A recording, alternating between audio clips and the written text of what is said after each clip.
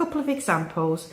This has a harmony in as much as it's using colours from a similar side of the wheel.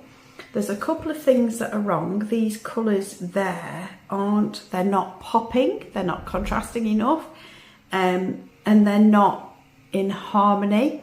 So I think that they're just a bit really, just a bit, and even a little bit muddy looking, to be honest.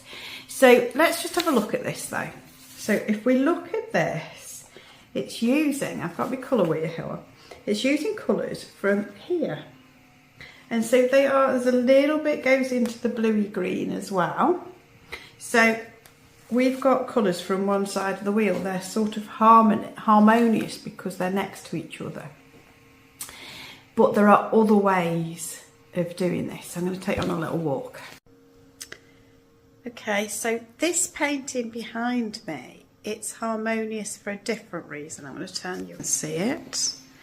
Okay, so the reason that this painting's harmonious is it has got warm colours in it. There are quite a lot of warm colours with the odd cooler colour. So, because that's providing some contrast. But as well as that, it's cohesive because this painting did start with an underlying colour that was all the same. And sometimes this can really help. I'll show you another. So this painting's got my cooler colours. You can see some of the contrasts that I've got here, like with some darker areas against lighter areas and different shapes. So it's not all of a similar shape, but there is an underlying colour, and actually the underlying colour is this orangey warm colour. So even though it's a sort of cooler greens and stuff like that, there is an underlying feeling of the summer there. I painted this first and then I put wax on top, but I just want you to start to see about the contrasts as well. So here we have got some real contrasts. I've even got things that are a little bit unusual, like the circles.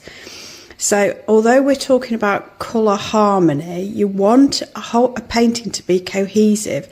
Part of that cohesiveness is the fact that it's over the whole painting. There's something about this one that is making it cohesive, and that's that it's got a white within it, so it's got a pastel look to it, and that's, even though these are different colours, it's actually got that throughout the whole painting with a contrast of the underlying painting.